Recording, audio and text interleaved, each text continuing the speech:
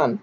So I'm using some gel medium here through this lovely umbrella stencil, and I'm just going to put it on there. It's a bit tricky to see obviously on the video because it's gel medium and it's going to dry clear, but I want to be able to put some colour over top and have it stand out as some texture on the background. So I thought we'd have it like, it's obviously a stencil about rain, but I thought it'd be like water droplets to go with this photo of my son and his dad. And I'm pulling out some pieces from my stash. These are some cork words and some cork clouds and some all kinds of goodness, and I'm going to go with the blue. Seem to do a lot of blue. But I also found these little chipboard bubbles that I had in my little drawer of new stuff. So I'm going to get out my Distress Oxide ink, in the two blue colours and a grey colour. And I'm just wetting them and then using my paintbrush to smoosh it on in a couple of places so that I can then, I believe, spread out the colour. The grey's already spreading. Look at that on the desk. So add a bit more water to let the colours flow into each other and make it a bit drippy rather than blocky. Just add in a bit more of the colour. Pretty much just randomly putting it so that it's covering that section of the layout rather than the whole layout, and just spraying it every now and then to make it blend. Now I'm just putting the chipboard in the colour now so that they are coloured as well. I didn't really want them just the chipboard brown. So doing some light blue and some dark blue, mixing them around. That looks really fun. And that way the colours it's making another blue, it's blending it, so some part of the bubbles are light blue and some are dark blue. So just flicking some water onto the dried layout and then picking it up with a tiny roll of toilet paper because I had no paper towel. I'm such a bogan. Anyway, it didn't really work. I don't think that really works on Distress Oxide. Not too sure.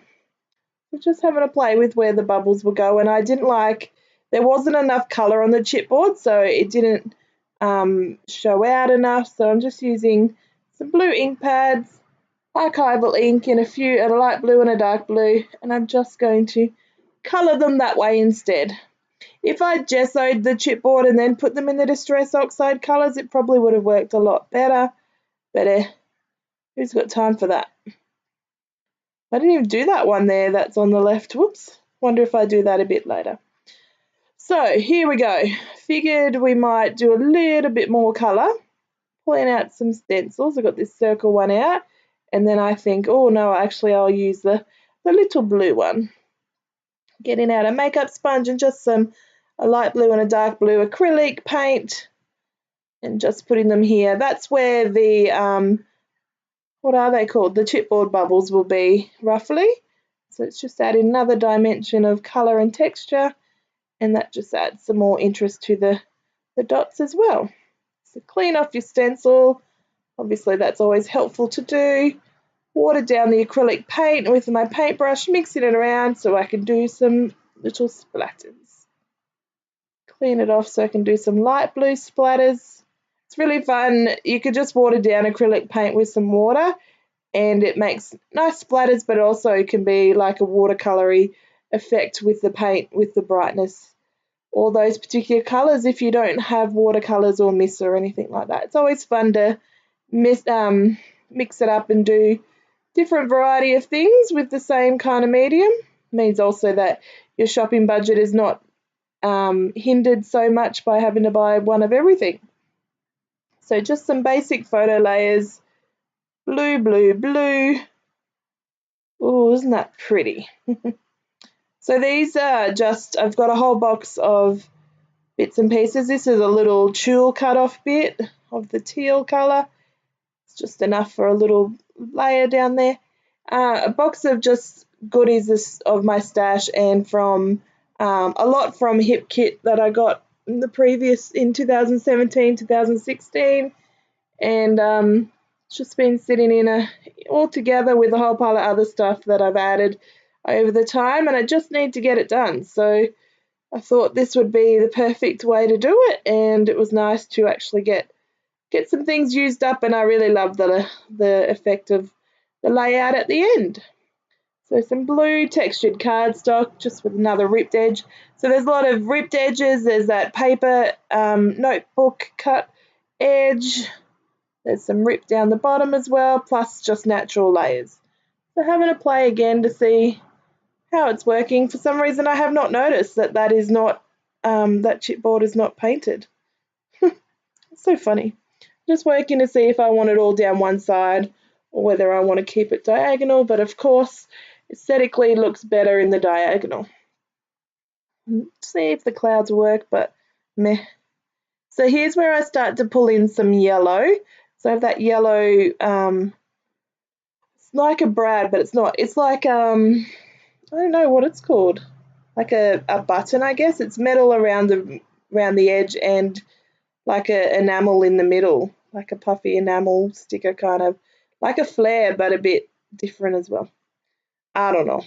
There's obviously a name for them and I have no idea what it is at this time, so that's not very helpful. So gluing them on, of course I change it up as I glue it down, but that's okay because it's going to work. What are we doing now? Some fun foam. So just stick it in the middle rather than sticking it on the paper because, I mean like the back of the photo, because of the way the chipboard is. The chipboard is holding up some of the photos, so it was easier to do it that way. So then that dot goes at the top, and I'm just using the lid of a mist to add some yellow circles. So not some bright yellow, some of a like a deeper yellow more than brightness, so it looks really, really effective. And then of course spraying it down and adding some splatters. It's not very often that you do mixed media. Well, I do mixed media and don't add splatters. Some layouts I do splatters. Whoops. So I just put that on and it did not work very well because it was watered down. It couldn't use the makeup sponge to put it in properly. So I'm just going to add a cool border to the back. So rather than doing a full border, I cut down the cardstock and then, actually I don't cut it down yet. I just glue it on an angle and then I will cut down the cardstock that overhangs in the background. So you can see there, and the rainy strip, because I didn't even cut that off the blue piece of cardstock yet, but that's okay. You can see that's a cool little effect. Now if I was so inclined, I probably would have grabbed out the sewing machine and some blue thread and put it on, but it was not something I felt like doing. Instead I used my blue Sharpie and do a dotted line, like a sewing line, and then I contemplate whether I'm going to do the bottom and the side and do it, and then I'm pretty sure I go and then just join all the dots and make it doodly lines. Let's see, having a good look. So that's always, yeah, here we go, joining all the dots. It's always good to lift your layout up or lift yourself up so that you're looking at the layout directly on, because when it's on your desk and it's a different angle, the design elements always look a bit different as to if you'd lifted it up and look at it straight on, or if you stand up and look down on it straight on, it always looks a bit different. So that's a little tip for, I believe. So I just got a darker blue as well. So there's a dark blue and a light blue doodly border and some squiggly lines, and just using this gel pen to add some little crosses here, there and everywhere, and some dots, just for another added texture in the background. So this is the layout and I hope you've enjoyed it. Bye.